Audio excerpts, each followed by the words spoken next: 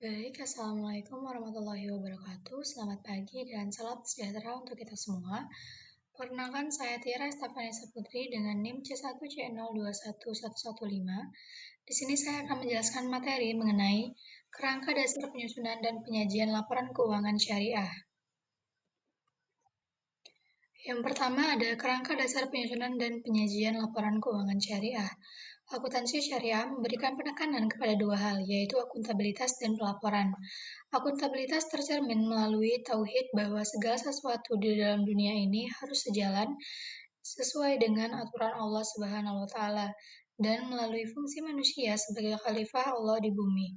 Pada saat yang sama, akuntansi merupakan bentuk pertanggungjawaban manusia kepada Allah di mana seluruh aturan dalam melakukan kegiatan bisnis dan personal harus sesuai dengan aturan Allah Subhanahu wa taala. Selanjutnya yaitu pemakai dan kebutuhan informasi. Yang pertama ada pemegang saham, selanjutnya pemegang investasi, pemilik dana bagi deposit bank, pemilik dana tabungan, pihak yang melakukan transaksi bisnis, pengelola zakat, dan yang terakhir ada pihak yang mengatur. Paradigma, asas, dan karakteristik transaksi syariah.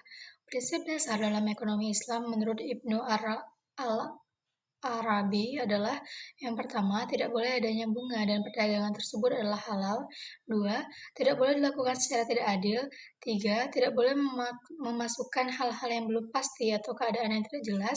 Dan yang keempat, harus mempertimbangkan al-maqasid dan al-masalih, di mana al-maqasid adalah tujuan harus selalu disesuaikan dengan tuntutan Islam, sedangkan al-masalih adalah kesejahteraan atau perbaikan di muka bumi. Selanjutnya ada bentuk laporan keuangan. Laporan keuangan yang diminta oleh AAOIV antara lain sebagai berikut. Yang pertama, laporan perubahan posisi keuangan, laporan laba rugi, laporan perubahan ekuitas atau laporan perubahan saldo laba, laporan arus kas, laporan perubahan investasi yang dibatasi dan ekuivalennya, laporan sumber dan penggunaan dana zakat serta dana sumbangan, dan yang terakhir yaitu laporan sumber dan keuangan dan penggunaan dana Kard Hasan. Selanjutnya paradigma transaksi syariah. Transaksi syariah berdasarkan pada prinsip yang pertama, persaudaraan atau ukhuwah, yang kedua keadilan atau adalah, tiga kemaslahatan atau maslahah, empat keseimbangan atau tawazun, dan yang kelima ada universalisme atau syumuliyah. Selanjutnya karakteristik transaksi syariah. Yang pertama, transaksi hanya dilakukan berdasarkan prinsip saling paham dan saling ridho. Dua, prinsip kebebasan bertransaksi diakui sepanjang objeknya halal dan tidak thayyib dan baik atau thayyib. Tiga, uang hanya berfungsi sebagai alat tukar dan satuan pengukur nilai, bukan sebagai komoditas. Empat, tidak mengandung unsur riba. Lima, tidak mengandung unsur kezaliman. Enam, tidak mengandung unsur maisir. Tujuh, tidak mengandung unsur goror. Delapan, tidak mengandung unsur haram. Sembilan, tidak menganut prinsip nilai waktu dari uang atau time value of money karena penguntungan yang didapat dalam kegiatan usaha terkait dengan risiko yang melekat pada kegiatan usaha tersebut sesuai dengan prinsip al-gumu bil gurmi atau no gain without accompanying risk. Selanjutnya yang ke 10,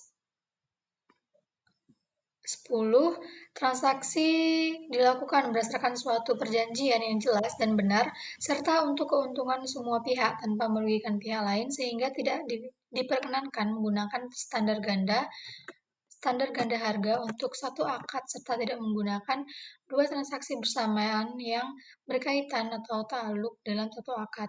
11. Tidak ada distorsi harga melalui rekayasa permintaan atau najasi maupun melalui rekayasa penawaran atau ihtikar. Dan yang ke-12 yaitu tidak mengandung unsur kolusi dengan suap penyuap atau riswah. Selanjutnya ada prinsip-prinsip akuntansi syariah. Ada yang pertama konsep kesatuan usaha, selanjutnya kelangsungan hidup, harga pokok, kesatuan pengukuran, periode waktu, objektivitas, keterbukaan, konsistensi, dan yang terakhir ada konsep konservatisme. Tujuan laporan keuangan dalam akuntansi syariah. Tujuan laporan keuangan adalah menyediakan informasi yang menyangkut posisi keuangan, kinerja, serta perubahan posisi keuangan suatu perbankan syariah yang bermanfaat bagi sejumlah besar pemakai dalam pengambilan keputusan ekonomi. Dalam rangka mencapai tujuan tersebut, suatu laporan keuangan menyajikan informasi mengenai entitas syariah yang meliputi yang pertama aset, dua kewajiban, tiga dana syirkah temporer, empat ekuitas, lima pendapatan dan beban termasuk keuntungan dan kerugian, enam arus kas, tujuh dana zakat, dan yang kedelapan ada dana kebajikan. Materi selanjutnya ada unsur-unsur laporan keuangan dalam akuntansi syariah. Yang pertama ada komponen laporan keuangan yang mencerminkan kegiatan komersial. Dua, komponen laporan keuangan yang mencerminkan kegiatan sosial. Tiga, komponen laporan keuangan lainnya yang mencerminkan kegiatan dan tanggung jawab khusus entitas syariah tersebut. Dan yang keempat adalah ekuitas adalah hak residual atas aset entitas syariah setelah dikurangi semua kewajiban dan dana syirkah temporer. Pengakuan unsur laporan keuangan dalam akuntansi syariah.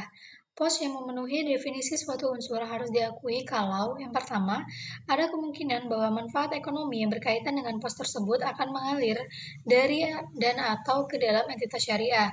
Dan yang kedua, pos tersebut mempunyai nilai atau biaya yang dapat diukur dengan andal. Selanjutnya konsep dasar akuntansi menurut AAOIV. Yang pertama ada konsep dasar akuntansi syariah memberikan penekanan pada dua hal yaitu akuntabilitas dan pelaporan. Yang kedua, paradigma, asas, dan karakteristik transaksi syariah.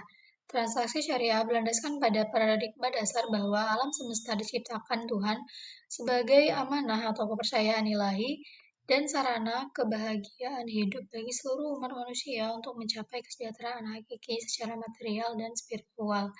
Yang ketiga, bentuk laporan keuangan. Antara lain berbentuk yang A.